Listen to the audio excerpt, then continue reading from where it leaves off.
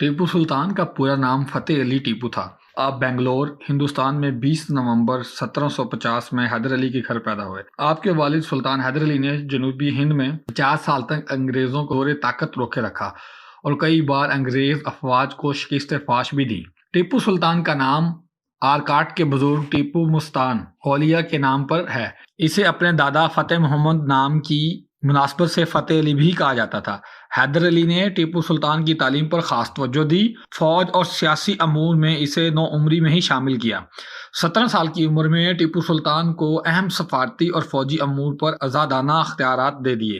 اسے اپنے والد حیدر علی، جو جنوبی بھارت کے سب سے طاقتور حکمران کے طور پر ابھر کر سامنے آئے، کا دایاں ہاتھ سمجھا جاتا تھا۔ ٹیپو سلطان ہفتے زبان حکمران کہے جاتے ہیں۔ آپ کو عربی، فارسی، اردو، فرانسیسی، انگریزی سمیت کئی زبانوں پر دستری حاصل تھی۔ آپ مطالعے کے بہت شوقین تھے اور ذاتی کتب خانے کے مالک تھے، جس میں کتابوں کی تعداد کم و بیش 2000 بیان کی جاتی ہے۔ اس کے علاوہ آپ سائنسی علوم میں خاص دلچسپی رکھتے تھے۔ آپ کو برصغیر میں راکٹ سازی کا موجد کہا جاتا ہے۔ بحری قوت: پورے ہندوستان میں سلطنت خداداد کے حکمران حیدر علی اور ٹیپو سلطان ہی کو اولویت حاصل رہی کہ اس پورے ملک میں بحری طاقت کا استعمال اور اہمیت کو سمجھا۔ اس وجہ سے ٹیپو سلطان نے قدرتی بندرگاہوں میں نہ صرف توسیع کرائی بلکہ ساحلوں پر حفاظتی انتظامات کیے۔ سلطان نے اپنی زندگی میں اور نگرانی میں 20 بڑے اور 32 چھوٹے جہاز تیار کروائے۔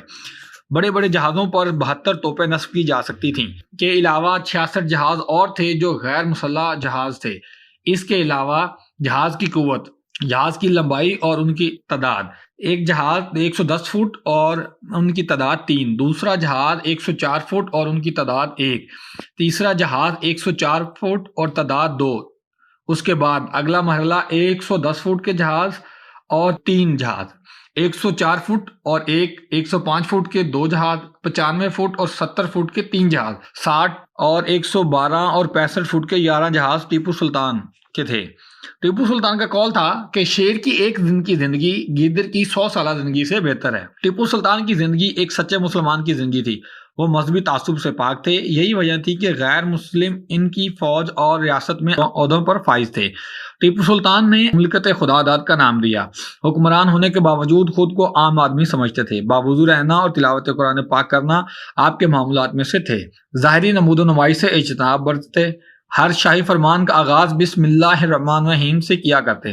زمین پر کھدر بچھا کر سویا کرتے۔ جب ٹیپو سلطان نے ہوش سنبھالا تو اس وقت انگریزوں کے ناپاک قدم تیزی سے پورے ہندوستان کی ایک کے بعد دیگر ریاستوں کو رونتے ہوئے آگے بڑھ رہے تھے۔ وہ نظام حیدرآباد، مرہٹہ اور کاٹ کی ریاست کو اپنے دام میں گرفتار کر چکے تھے۔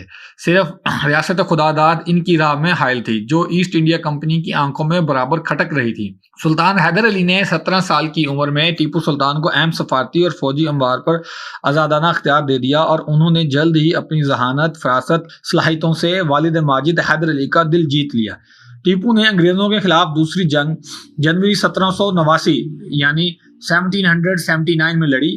اپنے دلداد سلطان حیدر علی کی نگہداشت میں ہی کرنل بیلی، کرنل برتھ، ویٹ سیرات کوٹ اور بریگیڈیئر جنرل جیمز اسٹارٹ جیسے افسران کو گھٹنے ٹیکنے پر مجبور کر دیا۔ دوران جنگ دسمبر 1783 میں حیدر علی راہ ملک عدم ہو گئے۔ ٹیپو سلطان نے 20 محرم 1196 مطابق 27 دسمبر 1782 یعنی کہ 1782 زمانہ حکومت ہاتھ میں لی۔ ایک طرف ٹیپو کو خیز قدرتی وسائل سے مالا مال ایک وسیع و عریض سلطنت اور مستحکم و منظم ریاست کے مالک ہونے کا شرف حاصل ہوا، تو دوسری طرف ریاست کے خلاف اندرون اور باہر ریشہ دانیوں اور سازشوں کو ہوا دینے والے گروہ کی عداوت بھی ورثے میں ملی۔ ٹیپو سلطان کے مستند پر بیٹھتے وقت سلطنت خداداد کی 400 میل میں پھیلی ہوئی تھی اور مجموعی رقبہ 80,000 مربع میل پر تھا۔ فوج کی تعداد 1,80,000 تھی۔ 60,000 گھوڑے، جس میں نصف تعداد عربی گھوڑوں کی تھی، 6,000 اونٹ، 900 ہاتھی، 2 لاکھ سے زائد تلواریں، 220 بڑی توپیں، 6 لاکھ مختلف قسم کی بندوقیں، اس کے علاوہ دیگر ہتھیار بھی تھے۔ سالانہ آمدنی 7.5 کروڑ روپے سے زائد تھی۔ ٹیپو سلطان ایک عظیم مجاہد ہونے کے ساتھ ساتھ پکے مسلمان بھی تھے۔ وہ سادہ زندگی بسر کرتے اور شرعی لباس پہنتے اور آخری دور میں سبز رنگ کی دستار پہننے لگے تھے۔ نماز فجر کے وقت تلاوت کرتے اور پورے دن باوضو رہتے۔ نماز کے وقت تو اتنے پابند تھے کہ جب شیری رنگا پٹنم میں مسجد اعلیٰ کے افتتاح کا موقع آیا تو سوال یہ پیدا ہوا کہ امامت کون کرے گا۔ اس وقت اپنے عہد کے علماء کرام اور مشائخ موجود تھے۔ یہ طے ہوا کہ نماز کی امامت وہ شخص کرے جس کی کوئی نماز قضا نہ ہوئی ہو۔ کچھ دیر سکتہ طاری ہونے کے بعد سلطان آگے بڑھے اور کہا، الحمدللہ میں صاحب تربیت ہوں اور نماز کی امامت کی۔ سلطان نباس وقت دور اندیش اور ایک اعلیٰ ایڈمنسٹریٹر تھے۔ ٹیپو سلطان نے مادر ہند کو ایسٹ انڈیا کمپنی تسلط سے آزاد کرانے کے خلاف ایک مضبوط محاذ تشکیل دینے کی ہر ممکن کوشش کی۔ ملک کی ہر چھوٹی بڑی ریاست، جے پور، جودھ پور اور نیپال وغیرہ کو اپنے ایلچی اور خطوط روانہ کیے۔ 23 جون 1785 کو مغل شہنشاہ شاہ عالم کی خدمت میں عریضہ لکھ کر انگریزوں کے خلاف جنگ کرانے کی اپنی خواہش کا اظہار کیا۔ انہوں نے نظام حیدرآباد کو ہر پہلو سے سمجھانے کی کوشش کی۔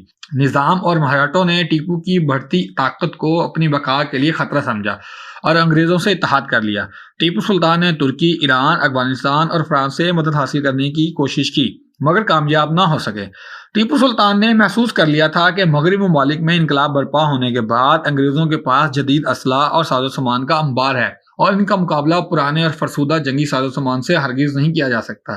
اسی لیے انہوں نے انتہائی دور رس اثرات کی حامل فوج اصلاحات نافذ کی اور جدید تکنیک سے اپنی افواج کو آراستہ کیا۔ انہوں نے راکٹ ایجاد کیا جس نے انگریزوں کا دن کا چین اور رات کا سکون چھین لیا۔ انہوں نے نہ صرف پیدل اور کیوالری کے اوپر اپنی توجہ مرکوز کی بلکہ بحریہ کے بیڑے کو بھی اپنی فوج میں شامل کیا۔ بحریہ کا قیام سلطان کا ایک عظیم کارنامہ تھا۔ وہ ہندوستان کے ایک ایسے حاکم تھے جنہوں نے سب سے پہلے سمندری راستوں کی اہمیت کا احساس کیا اور اس کا باضابطہ نظم قائم کیا۔ فوجی قواعد اور ضوابط کے لیے کتاب فتح المجاہدین ترتیب دی۔ مقناطیسی پہاڑوں سے جہازوں کو بچانے کے لیے لوہے کی جگہ تانبے کے تاروں کا استعمال سلطان کی ہی دین ہے۔ اگرچہ ٹیپو سلطان کا زیادہ وقت میدان جنگ میں گزرا، اس کے باوجود انہیں جتنا بھی وقت ملا انہوں نے ریاست کی خوشحالی اور عوام کے فلاح و بہبود پر صرف کیا۔ انہوں نے اپنی سلطنت میں جو مختلف محکمہ جات قائم کیے تھے ان کی تعداد 99 تھی۔ ٹیپو سلطان نے سلطنت کے انتظام میں رعایا کو شامل کرنے کی مہم کا آغاز کیا اور ایک مجلس غم نباشت قائم کی جس کے پیش نظر شخصی اقتدار کی بجائے مشاورتی حکومت کا قیام عمل میں آیا۔ انہوں نے کاوری ندی پر ایک ڈیم بنانے کی بنیاد رکھی جہاں بعد ازیں حکومت ہند نے کرشنا راجا ڈیم تعمیر کروایا۔ ریشم کی صنعت ٹیپو سلطان کے محرون منت ہے۔ میسور کی چمڈا اہل پر واقع مندر پر دیوی کے چرنوں میں انسانی سر کی بھینٹ چڑھائی جاتی تھی۔ اس روایت کو ٹیپو سلطان نے موقع کیا۔ ٹیپو سلطان سے قبل ریاست ٹراؤ نکور میں دولت ہند خواتین کو سینہ سر کھلا رکھنے کی روایت کو بند کرنے کے لیے اس کے حاکموں سے دو ہاتھ کیے اور انہیں بند کرا کر ہی ہوش لیا۔ ٹیپو سلطان کے اندر مذہبی روایات کوٹ کر بھری تھی۔ انہوں نے فرانسیسیوں کی درخواست پر میسور میں پہلے چرچ کی تعمیر کرائی۔ وہ لاتعداد مندروں کی کفالت بھی کرتے تھے۔ 1791 میں مراٹھا سردار رنگوٹا راؤ اور اس کے ساتھیوں نے سری نگری کے مندر پر حملہ کر کے اسے لوٹ لیا اور مندر میں موجود ہیرے جواہرات اور مال و دولت اپنے ساتھ لے گیا۔ ساتھ ہی کئی لوگوں کا قتل بھی کیا۔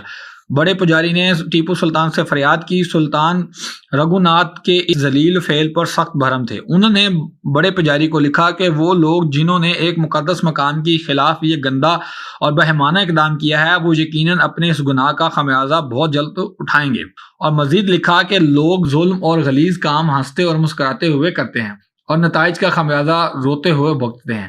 اس کے متعلق ٹیپو سلطان اور پجاری کے درمیان ہوئی خط و کتابت کے 30 خطوط میسور کی تاریخی کتب خانے میں موجود ہیں۔ ٹیپو سلطان نے ہندوستان کو غلامی سے بچانے کے لیے ہر ممکن کوشش کی، لیکن غدار وطن اور نامواقف حالات کی وجہ سے ان کے تمام جدوجہد رائے گاں گئی۔ انگریزوں، مراٹھوں اور نظام حیدرآباد کے گٹھ جوڑ کے ساتھ ساتھ ان کے آستین کے سانپوں میر صادق پنڈت پورنیا میں میر غلام علی لنگڑا، بدر الزمان خان نائتا، میر محی الدین، میر قمر الدین، میر قاسم علی پٹیل اور میر نور الدین نے شیر میسور کو شہید کرا کر ہی دم لیا۔ سلطنت خداداد کو مٹانے کے لیے انگریزوں نے مہارانی میسور لکشما مراٹھوں اور نظام کے درمیان 1771 سے لے کر 1796 یعنی 1761 to 1796 لگ بھگ 35 سال انہوں نے متواتر سازشیں ہوئیں اور اس 35 سال کے اندر مختلف جنگیں چلتی رہیں۔ علاوہ ازیں میسور میں ہندو راج قائم کرنے کے لیے رانی لکشما اور ایسٹ انڈیا کمپنی کے درمیان مورخہ 1782 کو ایک معاہدہ بھی عمل میں آیا۔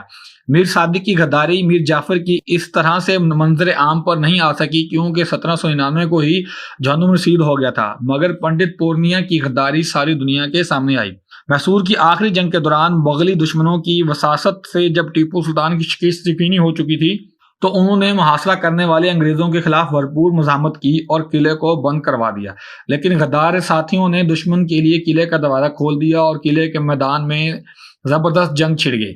بارود کے ذخیرے میں آگ لگ جانے کے باعث مزاحمت کمزور ہو گئی اور اس موقع پر فرانسیسی افسر نے ٹیپو کو چتر درگاہ بھاگ جانے اور اپنی جان بچانے کا مشورہ دیا، مگر ٹیپو راضی نہ ہوئے اور 4 مئی 1799 کو میدان جنگ میں دلیری اور شجاعت سے لوہا منواتے ہوئے شہید ہو گئے۔ انگریز جنرل ہارٹس کو جیسے ہی ٹیپو سلطان کی شہادت کی خبر ملی، وہ ٹیپو سلطان کی نعش کو دیکھنے آیا اور فرحت خوشی سے چیخ اٹھا، آج سے ہندوستان ہمارا ہے۔ ٹیپو سلطان 4 مئی 1799 کو سرنگا پٹم ہندوستان میں انگریزوں کے خلاف لڑتے ہوئے انتقال کر گئے اور دوران انتقال سے کچھ قبل قرآن پاک کی آیات پڑھتے ہوئے ان کی شہادت ہوئی۔ یہ تھا ٹیپو سلطان کا مختصر سا انالیسز، ایک ڈاکومنٹری جو آپ کے سامنے منظر عام پر لانی تھی۔ پورے ہندوستان کے اندر برتھ ڈے منائی جاتی ہے، ان کے ٹیپو سلطان ڈے منایا جاتا ہے، لیکن پاکستان کے اندر نہ تو ان کی وفات کا پتہ ہے عوام کو اور نہ ہی ان کی پیدائش کا پتہ ہے۔